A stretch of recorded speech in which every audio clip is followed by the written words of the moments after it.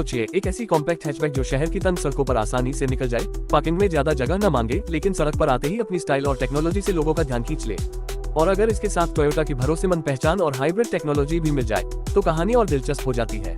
आज हम बात कर रहे हैं टोयोटा यारिस हैचबैक की, लेकिन उससे पहले एक जरूरी बात साफ कर दें। 24 अगस्त 2026 को पाकिस्तान में इसके लॉन्च होने की आधिकारिक पुष्टि मुझे टोयोटा की तरफ से नहीं मिली है, इसलिए इस वीडियो में हम 2026 में उपलब्ध जापानी यारिस हैचबैक की आधिकारिक जानकारी के आधार पर बात करेंगे, जबकि पाकिस्तान की कीमत और लोकल लॉन्च को अभी कंफर्म नहीं मानेंगे।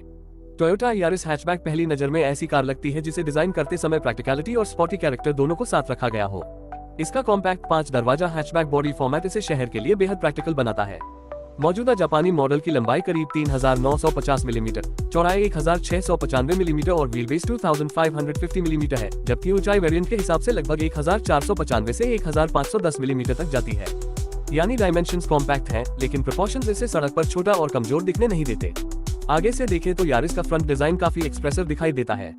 चौड़ी ग्रिल, टोयोटा का प्रोमिनेंट लोगो, शार्पली शेप्ड हेडलाइट्स और स्कल्प्टेड बम्पर इसे एक स्पोर्टी फेस देते हैं। बोनट की लाइंस फ्रंट को ज्यादा अग्रेसिव लुक देती हैं और हेडलाइट्स के आसपास की डिटेलिंग कार को मॉडर्न कैरेक्टर देती है। अलग अलग ग्रेड्स में लाइटिंग और एक्सटीरियर इक्विपमेंट बदल सकते हैं, इसलिए हर यारिस का एग्जैक्ट फ्रंट सेटअप एक जैसा नहीं होगा।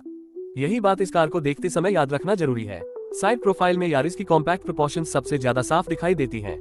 5 दरवाजे, रिलेटिवली शॉर्ट ओवरहैंग्स, स्लोपिंग रॉफलाइन और केयरफुली स्कल्प्टेड बॉडी पैनल्स इसे एक डायनामिक हैचबैक अपीयरेंस देते हैं। हायर ग्रेड्स में 15 इंच व्हील्स और 185/60 R15 टायर्स जैसे कॉम्बिनेशंस भी उपलब्ध हैं, जबकि लोअर ग्रेड्स में छोटे व्हील और टायर कॉम्बिनेशंस मिलते हैं। ग्राउंड क्लियरेंस भी वर्जन के अनुसार बदलती है। टोयोटा के अनुसार 2WD हाइब्रिड और 1.5 योजक चिन्ह LiTRE पेट्रोल वर्जन्स के लिए 145 मिलीमीटर, 1.0 योजक चिन्ह LiTRE पेट्रोल के लिए 140 मिलीमीटर और कुछ 4 या 4WD कॉन्फ़िगरेशंस में अलग फिगर्स मिलते हैं। रेयर से यारिस का हैचबैक कैरेक्टर और ज्यादा सामने आता है। Tailgate, wrap around rear lamps, rear spoiler और स्कल्प्टेड बम्पर मिलकर इसे कॉम्पैक्ट लेकिन स्पॉटी लुक देते हैं। एग्जॉस्ट सेटअप भी इंजन और ग्रेड के हिसाब से अलग हो सकता है। कुल मिलाकर रेयर डिजाइन का फोकस अननेसेसरी बल्क के बजाय क्लीन और यूथफुल स्टाइलिंग पर है। अब चलिए अंदर चलते हैं, क्योंकि असली सवाल यही है कि इतनी कॉम्पैक्ट कार का कैबिन कितना प्रैक्टिकल है। यारिस का कॉकपिट ड्राइवर फोकस लेआउट के साथ तैयार किया गया है। टोयोटा के अनुसार steering wheel, seats, gear selector, meter और अपर माउंटेड डिस्प्ले को इस तरह पोजीशन किया गया है कि ड्राइवर को इन्फॉर्मेशन देखने के लिए बार बार नजर नीचे न करनी पड़े। इंस्ट्रूमेंट क्लस्टर में भी वेरिएंट के हिसाब से बड़ा अंतर मिलता है। Z और G ग्रेड्स में 7 inch TFT colour multi information display के साथ डिजिटल मीटर सेटअप दिया जाता है, जबकि X और U में एनालॉग मीटर्स के साथ 4.2 योजक चिन्ह INCH TFT कलर डिस्प्ले मिलता है। यानी अगर आपको ज्यादा मॉडर्न डिजिटल कॉकपिट चाहिए तो हाई ग्रेड ज्यादा आकर्षक रहेगा। इंफोटेनमेंट की बात करें तो यहाँ भी यारिस काफी इंटरेस्टिंग है। Z ग्रेड में 10.5 योजक चिन्ह INCH HD डिस्प्ले ऑडियो और G ग्रेड में 8 इंच डिस्प्ले ऑडियो दिया जाता है, जबकि X और U में 8 इंच डिस्प्ले ऑडियो कॉन्फ़िगरेशन उपलब्ध है।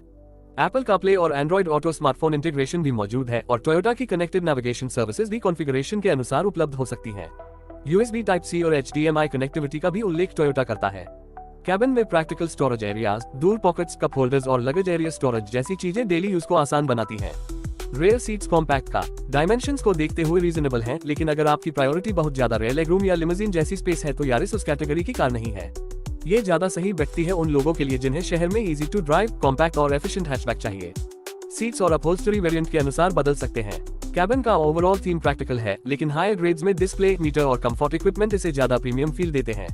एम्बिएंट लाइटिंग के मामले में भी सावधानी जरूरी है। कई इंटरनेट रेंडर्स में जो full multi colour ambient lighting setup दिखाई देता है, उसे हर 2026 यारिस का स्टैंडर्ड फीचर मानना सही नहीं होगा। इसी तरह पैनोरामिक रूफ या बड़ा सनरूफ भी मौजूदा ऑफिशियल जापानीज यारिस इन्फॉर्मेशन में ऐसा यूनिवर्सल स्टैंडर्ड फीचर नहीं है, इसलिए इसे कंफर्म फीचर के रूप में नहीं गिनना चाहिए। वायरलेस चार्जिंग के मामले में भी यही बात लागू होती है।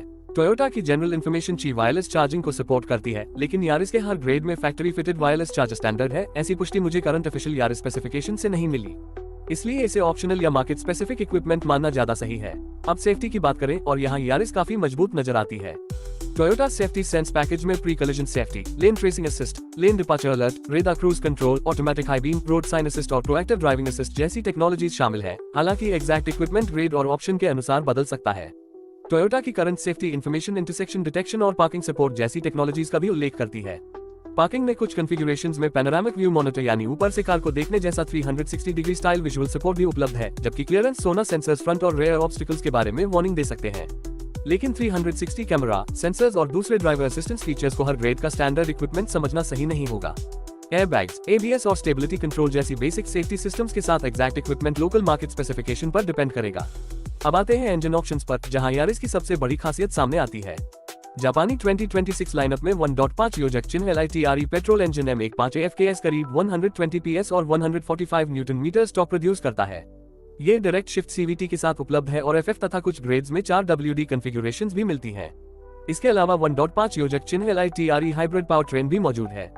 हाइब्रिड G और हाइब्रिड U जैसे वर्जन्स में 1.5 योजक चिन्ह LITRE M15 AFXE petrol engine 91 PS और 120 न्यूटन मीटर तक आउटपुट देता है, लेकिन यहाँ सिर्फ इंजन आउटपुट देखकर फैसला नहीं करना चाहिए, क्योंकि इलेक्ट्रिक मोटर भी ओवरऑल सिस्टम परफॉर्मेंस में महत्वपूर्ण भूमिका निभाती है।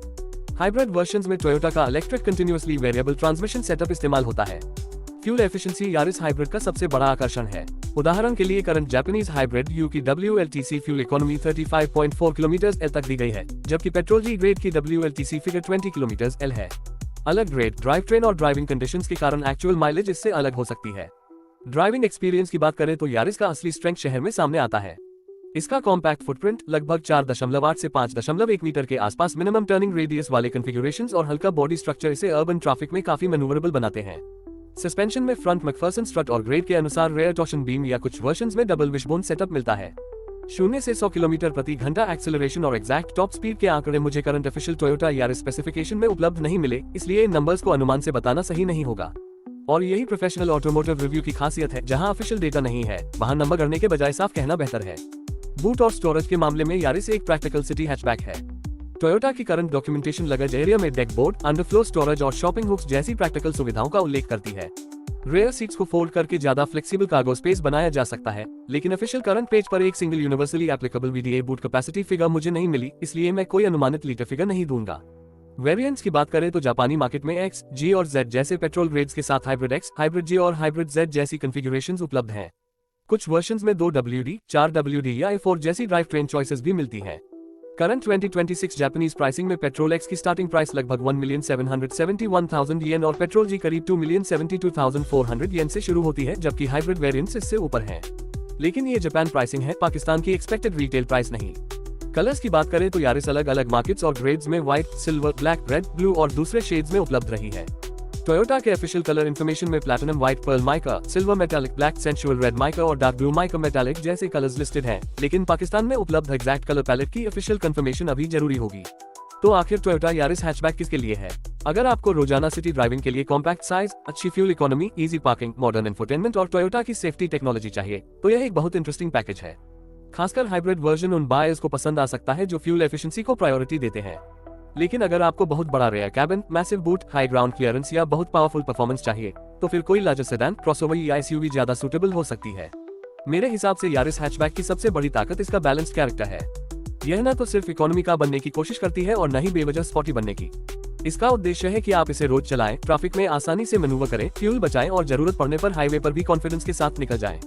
और सबसे जरूरी बात, अगर आप पाकिस्तान में इस कार का इंतजार कर रहे हैं तो 24 अगस्त 2026 की लॉन्च डेट को फिलहाल ऑफिशियल कंफर्मेशन के बिना फाइनल न माने।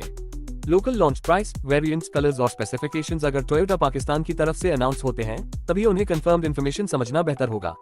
अगर टोयोटा यारिस हैचबैक का ये डिटेल्ड रिव्यू आपको पसंद आया हो तो वीडियो को लाइक जरूर करें, अपने दोस्तों के साथ शेयर करें और ऐसे ही नई कार्स की ऑथेंटिक और आसान भाषा में जानकारी के लिए चैनल को सब्सक्राइब करना बिल्कुल न भूलें। कमेंट में जरूर बताएं कि अगर यारिस हैचबैक पाकिस्तान में आती है तो आप इसका पेट्रोल वर्जन पसंद करेंगे या हाइब्रिड। और अगर आपको लगता है कि यह टोयोटा की अगली बड़ी सिटी का सक्सेस बन सकती है तो कमेंट में यारिस जरूर लिखिए। मिलते हैं अगली वीडियो में एक और नई कार के साथ, तब तक ड्राइव सेफ रहिए और जुड़े रहिए।